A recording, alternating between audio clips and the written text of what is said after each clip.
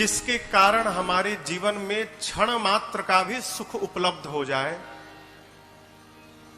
वो जब जब दिखाई पड़े ना तो दोनों हथवा जोड़कर उसको थैंक यू बोलना चाहिए, धन्यवाद करना चाहिए।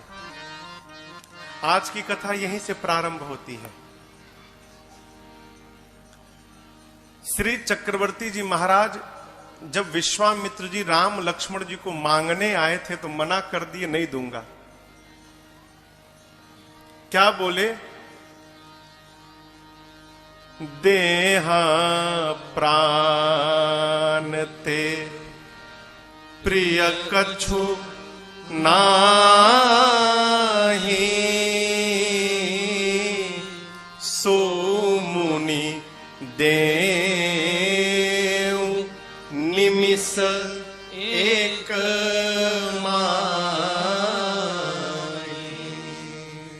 विश्वामित्र जी राम महाराज दशरथ से कहते हैं, राजन आप राम लक्ष्मण जी को दीजिए। बोले राम लक्ष्मण पहले ये सुनिए, शरीर से प्रिय कुछ नहीं होता है, प्राण से प्रिय। विश्वामित्र जी आप यदि प्राण मांगे होते ना, निमिष मात्र का विलंब नहीं करता, ये दशरथ अभी आपको अपना प्राण निकाल कर रख देता, मैं प्राण दे देता। यद्यपि चारों पुत्र मुझे प्राण के समान ही प्रिय हैं, लेकिन आपसे कहूं राम देत नहीं बनई गोसाई। राम को नहीं दिया जा रहा है। विश्वामित्र जी मन ही मन विचार किए थे, यदि राम को देंगे नहीं तो मिथिला में धनुषवा के तूड़ी। यज्ञ की रक्षा करना तो एक केंद्र में, एक मार्ग में एक माध्यम बनाया गया है। हेतु क्या है? राम जी को अयोध्या से निकालकर मिथिला तक पहुंचा देना। यहां पर गुरुदेव भगवान वशिष्ठ जी ने अनेक प्रकार से महाराज को समझाया। तब दशरथ जी ने राम लक्ष्मण जी को विश्वामित्र जी के साथ विदा किया। आज दशरथ जी सोचते हैं, यदि विश्वामित्र जी मेरे बच्चों को लेकर मिथिला न आए होते तो आज दशरथ के जीवन में यह सौभाग्य कदापि उपस्थित नहीं हुआ होता। अस्तु महाराज दशरथ जैसे विश्वामित्र जी को देखते हैं, बाबा कहते हैं, बार बार कौशिक चरण शीस नाई कह राम,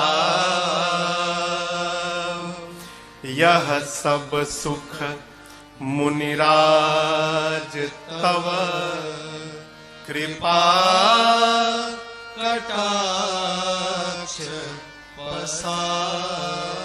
बार बार श्री चक्रवर्ती जी महाराज विश्वामित्र जी के चरणों में दंडवत करते हैं, बार बार, और प्रणाम करके कहते हैं, गुरुदेव आपने कृपा न की होती ना तो आज दशरथ के जीवन में ये सुख की घड़ी नहीं आई होती। आपकी बड़ी करुणा प्रभु मेरे पर। ये सीखने योग्य व्यवहार है।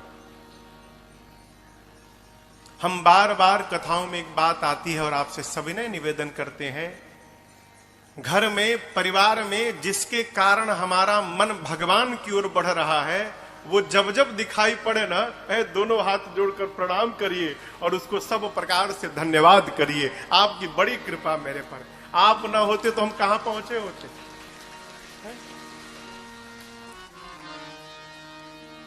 आजकल बारात पहुंचती है केवल भोजन के लिए।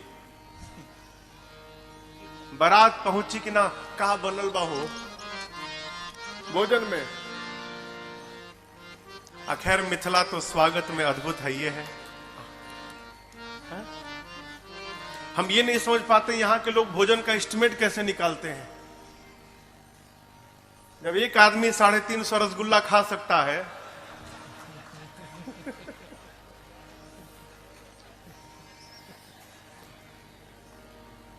स्वागत सीखना हो तो मिथिला में आना चाहिए। मिथिला में जैसा स्वागत हो जाता है पाहुन का, वैसा स्वागत पूरे ब्रह्मांड में कहीं नहीं हो पाता है। ये मिथिला अद्भुत हो, अद्भुत नगरी। आप दर्शन करिए, बारात विवाह के 15 दिन पहले आई थी, विवाह पूर्ण भया, अब तो बारात को जाना चाहिए। दशरथ जी महाराज नित्य प्रातः काल उठते हैं और जनक जी से कहते हैं महाराज जाएं बारात लेकर। बोले और एक दिन रुक जाइए। आइए चौपाइयों का स्मरण करते हैं। गोस्वामी जी कहते हैं, अरे दिन उठ बेदा अवधपति मांगा, दिन उठ बेदा अवधपति मांगा, राखहि जनक सहित अनुरागा, राखहि जनक सहित अनुरागा, नित नूतन आदर अधिकार,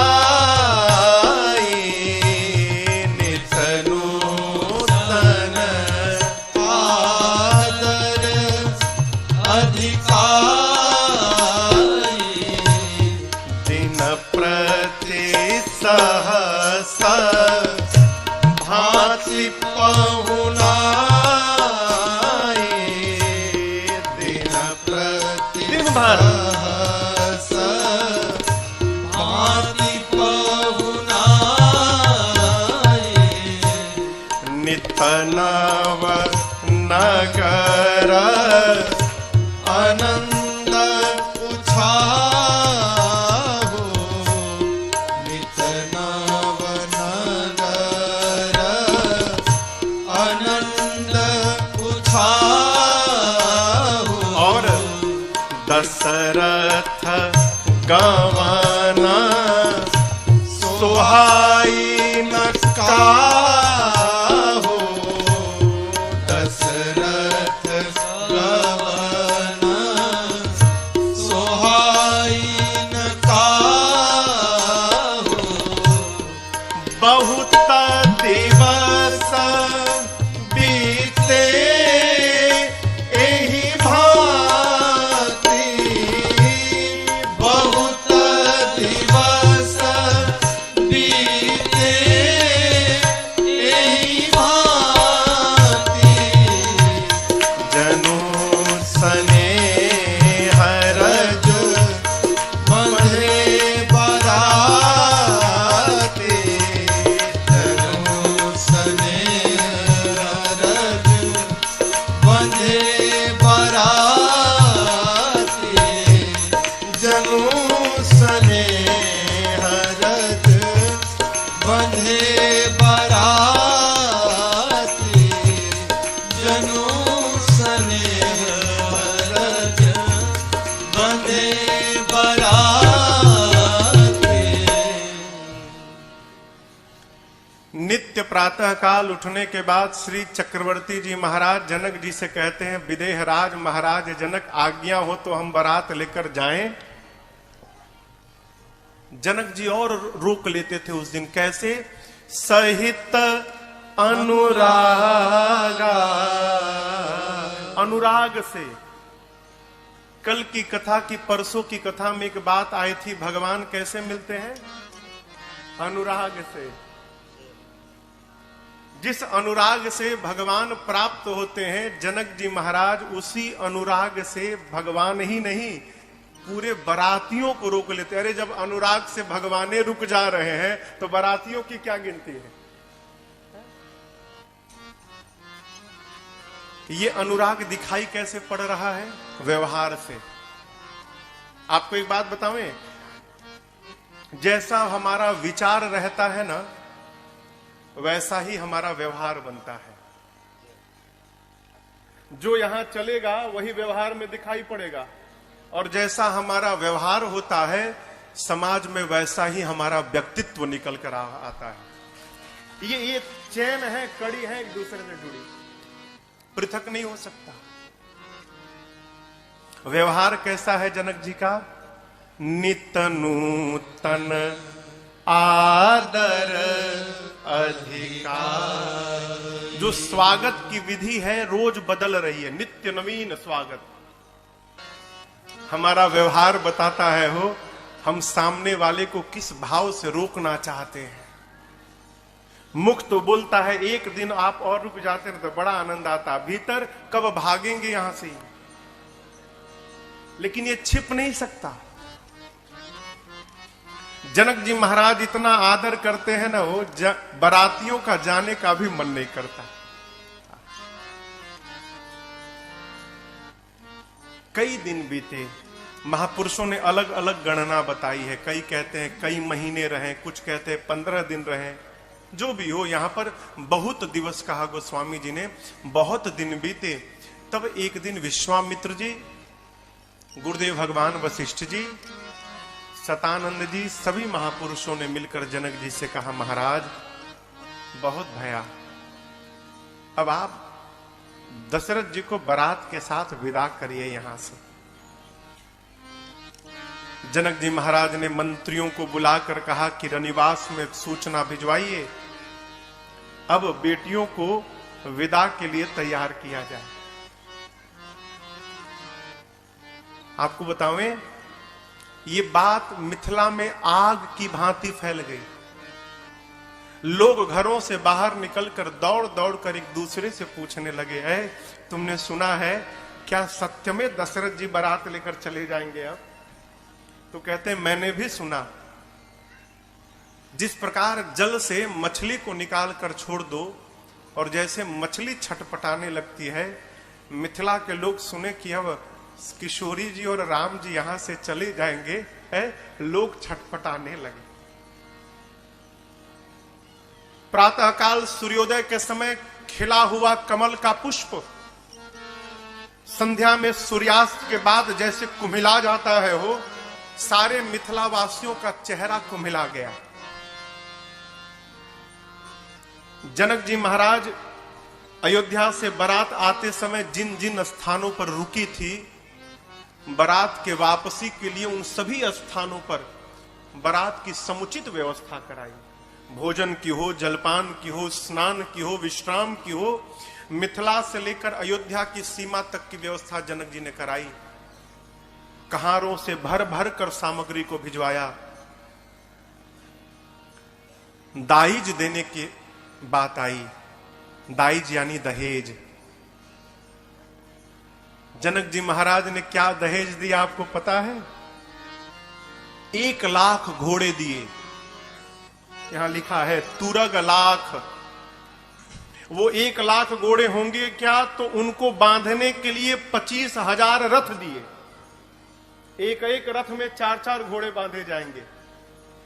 10,000 हाथियों को दिया, जो हाथी सिर से पांव तक सजे थे। और उन हाथियों को देखकर दिशकुंजर देवता इंद्र लज्जित हो जाए, दिग्पाल लज्जित हो जाए कि ऐसे हाथी तो हमारे पास भी नहीं है। कहारों से भर भर कर जनक जी महाराज ने नाना प्रकार के वस्त्रों को, हारों को, स्वर्ण को, असरफियों को, नाना प्रकार की गौ माताओं को, महिषियों को इतना दाइज दिया जनक जी ने जिसका वर्णन नहीं हो सकता। देखिए, दहेज कोई बुरी बात नहीं है। बुरी बात क्या है?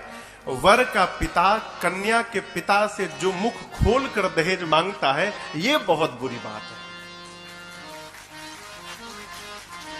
क्षमा करिएगा, मुझे पता चला है, मुझे लोग बताते हैं कि महाराज मिथिला में लोग दहेज लेकर ना लड़की वाले को मार डालते हैं।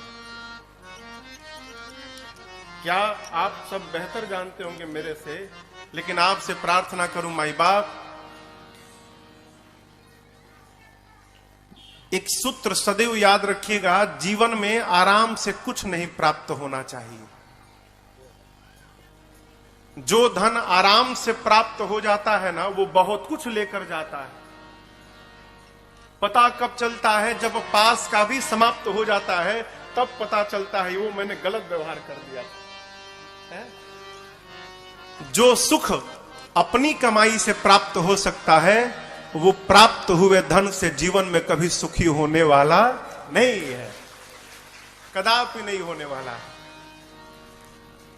वर के पिता के लिए योग्य है कि कन्या का पिता अपनी शक्ति और सामर्थ्य से जो कुछ भी दहेज में प्रदान करे, लड़के के पिता को उसको सहर्ष स्वीकार करना चाहिए।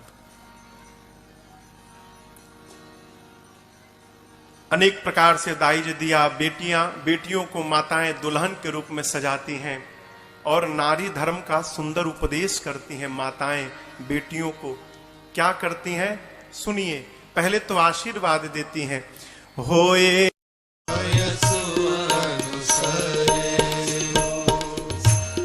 बहुरी बहुरी भेंट कहीं महतारी, बहुरी बहुरी भेंट कहीं महतारी, कहीं बिरंची रची कतना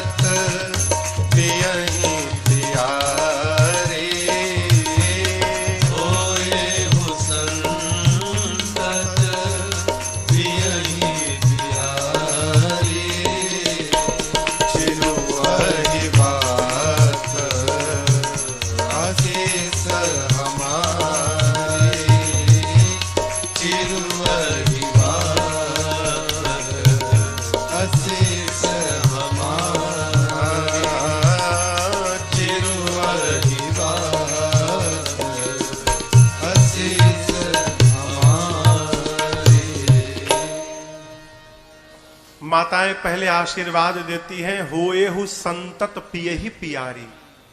संतत यानी निरंतर आप अपने पति को प्रिय होइएगा। आपके माथे का ये सौभाग्य सदैव अखंड बना रहे, हम आपको आशीर्वाद देते हैं।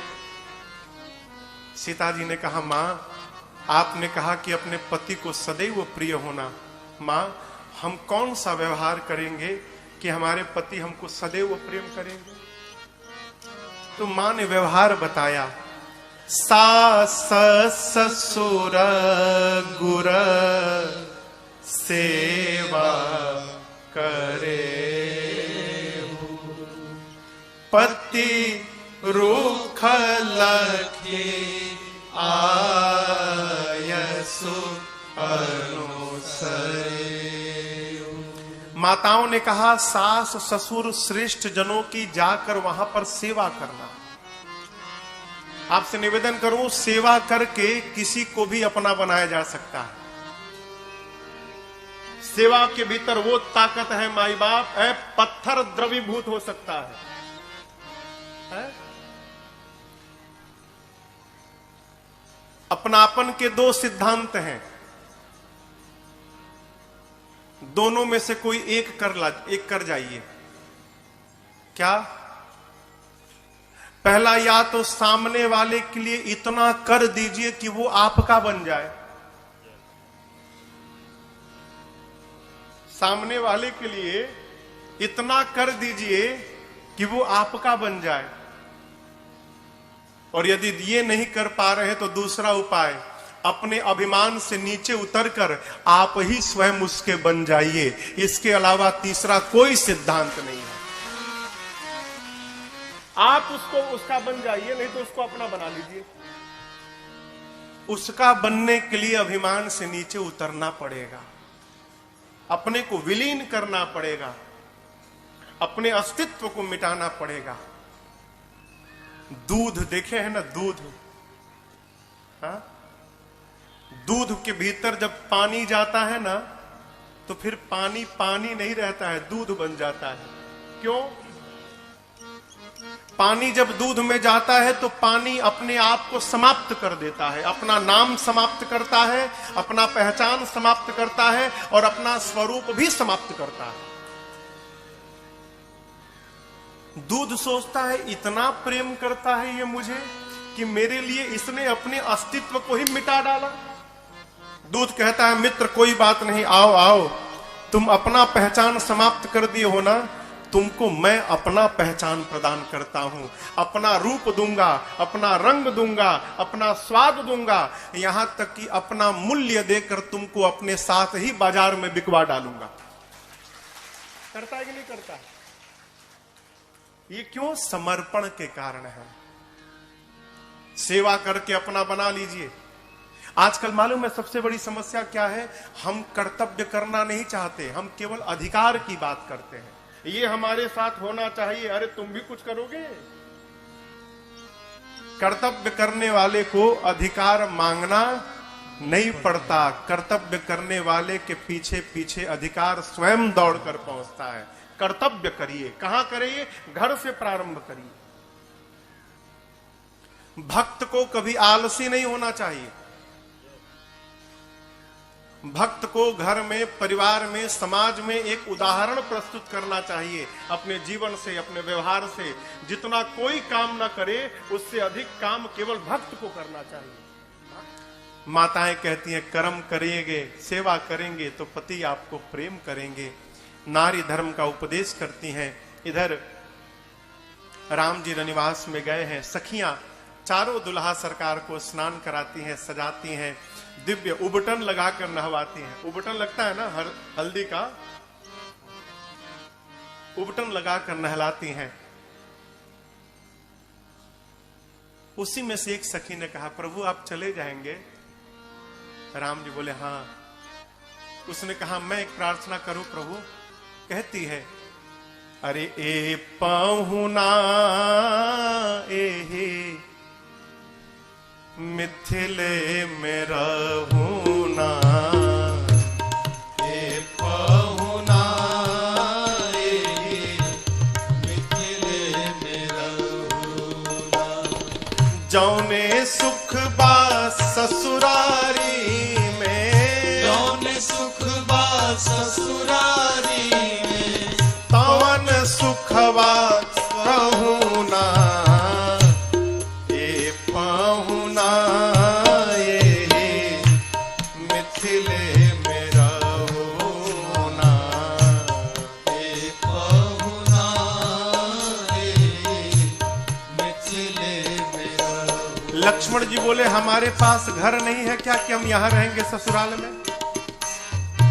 सखी ने कहा कि देखिए छोटके भैया, आप लोग यदि यहां रहेंगे ना तो आपके भैया का बहुत लाभ होने वाला है। बोले क्या लाभ है? बोले देखिए कितने करिया हैं, भाग्य मनाइए कि मिथिला थी कि विवाह हो गया।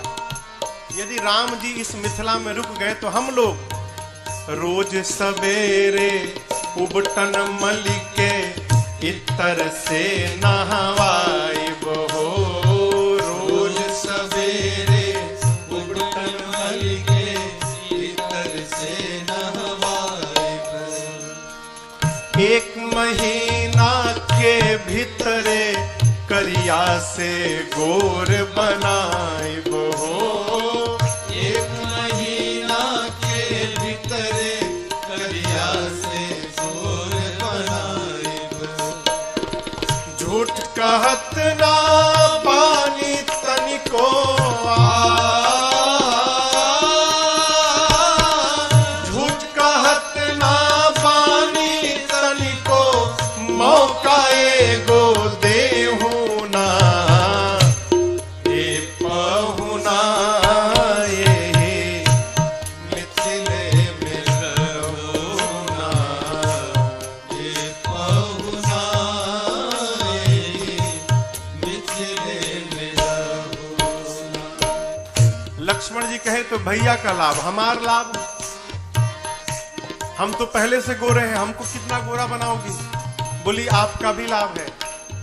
नित्य नवीन मन भावन व्यंजन पर सब कंचन थारी हो, नित्य नवीन मन भावन व्यंजन पर सब कंचन थारी, स्वाद भूख बढ़ी जाई सुनी साली सरहज के गारी हो, स्वाद भूख बढ़ जाई सुन साली सरहज के गारी, चिरौरिया, बीच बीच में करब चिरौरी, और कुछ ले होना ए पहुना, मिथिले में रहुना ए पहुना, मिथिले में रहुना। लक्ष्मण जी बोले राम जी से, भैया हमारी सेटिंग हो गई है, सब हो गया है बात, 1 महीना में आप गोरे हो जाएंगे और हमको चकाचक भोजन मिलेगा यहाँ पर, भैया यहीं रहा जाए, बहुत लाभ है यहाँ पर। भरत जी जाकर सखियों से बोले इधर सुनो, 4 भाई हैं, उन दोनों का लाभ हो गया, हम भी तो पाहुन है, हमारा क्या लाभ है? बोली आपका भी लाभ है। कमला बिमला दूधमती में झिझरी रोज खिलाई बहो, कमला बिमला दूधमती में झिझरी रोज खिलाई बहो, सावन में कजरी गा गा के झूला रोज झूलाई बहो, सावन में कजरी गा गा के झूला रोज झूलाई बहो, पवन देव से कर बनी हो रहा, पवन देव से कर बनी हो रहा, हौले हौले बहुना ए पहुना, मिथिले में रहुना ए पहुना, मिथिले में रहुना।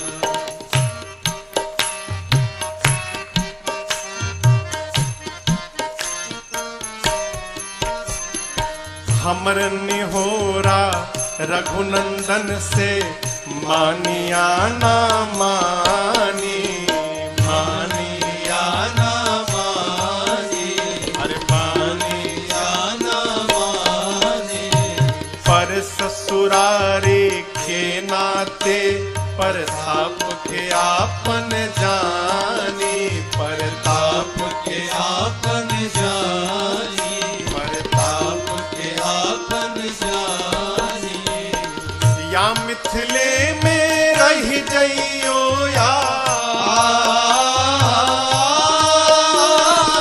या मिथिले में रह जइयो, या संग अपने रख ले होना ए पहुना, मिथिले में रहुना ए पहुना, मिथिले में रहुना। जौने सुख बा ससुरारी में, जौने सुख बा ससुरारी में, तवन सुखवा कहूना ए पहुना, मिथिले में रहुना ए पहुना, मिथिले में रहुना ए पहुना, मिथिले में रहुना। अब आप कहिए ऐसे कोई रोकेगा तो जाने का मन करेगा? सखियां प्रार्थना करती हैं, परंतु मेरे प्रभु समय को समझकर अपनी सासू मैया मां सुनैना से कहते हैं, मां मेरे पिताजी बारात लेकर अब वापस अयोध्या जाना चाहते हैं, आपसे विदा लेने के लिए पिताजी ने मुझे आपके पास भेजा है। मां सीता तो आपकी बेटी है, मैं आपका दामाद हूं, लेकिन ये राम एक प्रार्थना करने आपके पास आया है। आप राम को दामाद समझकर प्रेम मत करिएगा, आप राम को अपना बालक समझकर मां प्रेम करिएगा, ये मेरी आपसे प्रार्थना है। मेरे प्रभु की इन बातों को सुनकर ना सुनैना मैया विह्वल हो गई। सीता मैया को सुनैना जी हृदय से लगाती हैं और सीता जी के हाथ को सुनैना मैया राम जी के हाथ में सौंपते हुए कहती हैं, करि बीनय सिय राम ही समर्पी, जोरि कर पुनि पुनि कहे, भल जाऊं तात सुजान तुम, कहूं विदित गति सबकी कहे, परिवार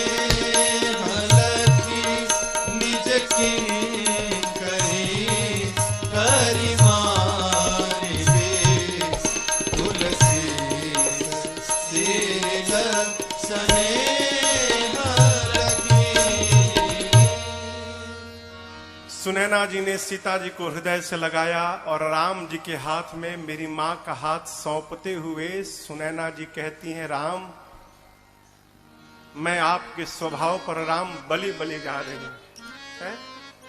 कहती है, आप सब जानते हैं, आप मेरे मन की भी जानते हैं, आप महाराज के भी मन की जानते हैं, आप परिवार के भी मन की जानते हैं। आप ये जानते हैं राम कि हम अपने बेटियों को प्राण के समान प्रेम करते हैं।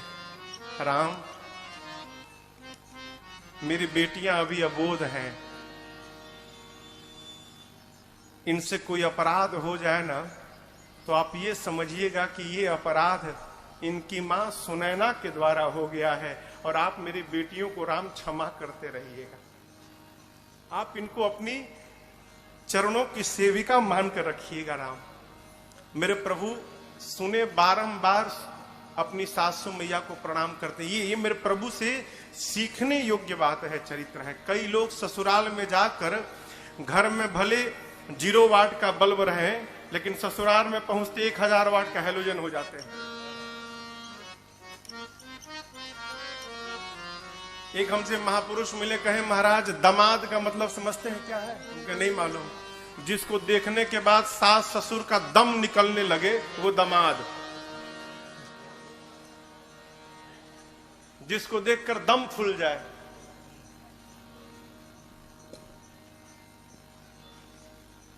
आग का गोला मत होइए। क्यों? आग का गोला जहां जाता है केवल तबाही ही तबाही करता है। बनना है तो चंद्रमा की शीतलता के समान बनिए। जो गर्म है अपनी शीतलता से उसको भी शांत कर देता है। ये चरित्र है। मेरे प्रभु कितने शील हैं। वो बारंबार सासू माताओं को प्रणाम करते हैं, सासू मैया को प्रणाम करते हैं। प्रभु के साथ मैया दुल्हन के रूप में विदा लेकर जाती हैं। ऐसा लगता है मानो मिथिला में करुणा ने आकर डेरा डाल दिया।